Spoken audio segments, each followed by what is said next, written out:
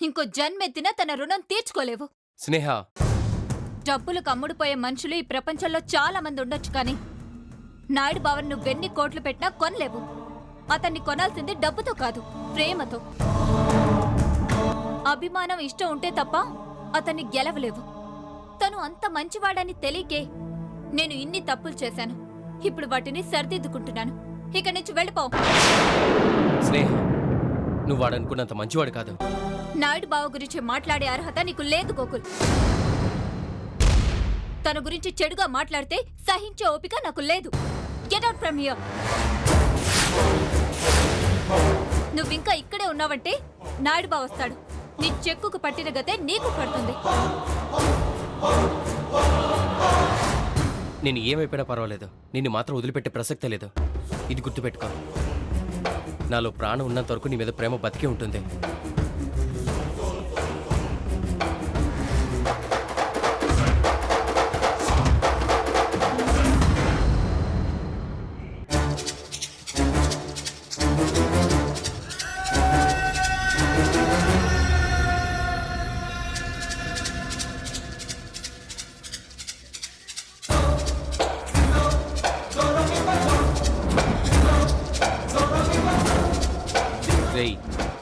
ఎప్పుడో ₹1,00,00,000 ఇచ్చి స్నేహం సొంతం చేసుకుందాం అనుకున్నావా? నువ్వు కట్టిన ఒక చిన్న పసుపుతాడు నన్ను స్నేహం దూరం చేస్తుంది అనుకుంటున్నావా? అది ఎప్పటికీ జరగదురా. ఇప్పటికీ స్నేహం మనసులో ఉన్నది నేనే, నువ్వు లేవు, ఎప్పటికీ ఉండవు. చిన్నప్పటి నుంచి స్నేహితుడు అంటే ఉన్న అసహ్యం, కోపం ఎప్పటికీ పోవు. బలవంతంగా తన ఇంట్లో అయితే ఉండగలవు కానీ మనసులో కాదు. చచ్చే వరకు ట్రై చేసినా స్నేహం నీకు దక్కదు. ఏ రోజుకైనా స్నేహం నాదే.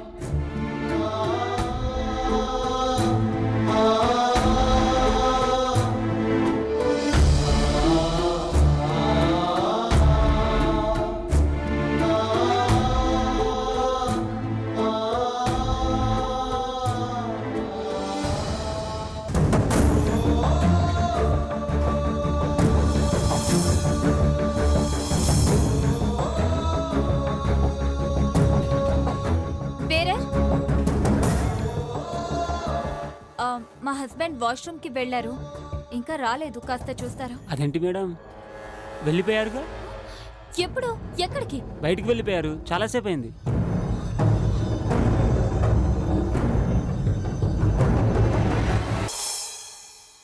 నీకసలు బుద్ధుందా? ఎందుకు అమ్మ ముందు అర్జున్ ఇరికించావు?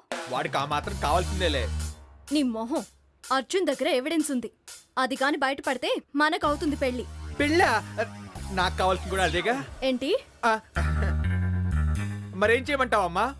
వాడు అస్తమాని బ్లాక్మెయిల్ చేస్తుంటే ఏదో నేను సేవ్ చేద్దామని నా ప్రయత్నం నేను చేశాను. నన్ను సేవ్ చేయడం కాదు, ఆ అర్జున్ కి ఒళ్ళు మండితే మన ప్లాన్ టోటల్ గా స్మాష్ అవుతుంది. అమ్మా, అలాంటి వాళ్ళది నిజమైన ప్రేమ కాదు, అది వ్యామోహం. ఎగ్జాక్ట్లీ చిన్నత్త, నిజంగా ప్రేమించుకున్న వాళ్ళు అలా చేయరు. ఎంత మనసు విరిగిపోతే కన్న కూతుర్ని పట్టుకొని మా దృష్టిలో చచ్చిపోయా ఉంటుందా తల్లి? అది సరే అమ్మా, తన కూతురుతో తన మాట అనేటప్పుడు ఆమె మాటల్లో వ్యథా, కళ్ళల్లో బాధ గమనించావమ్మా?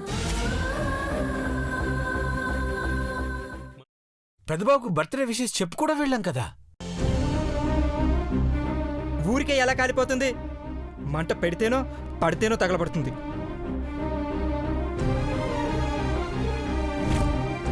కరెక్ట్ చిన్నబాబు, నీకొచ్చినట్టే నాకు డౌట్ వచ్చింది.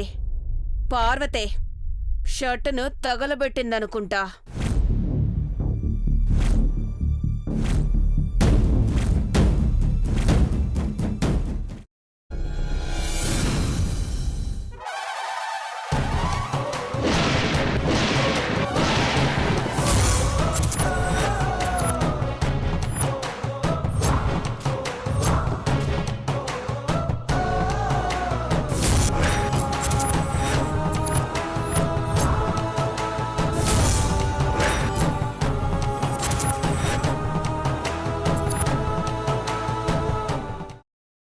తర్వాత పొట్టు తీసేసి చాప్ చేసి పక్కన పెట్టుకోవాలి.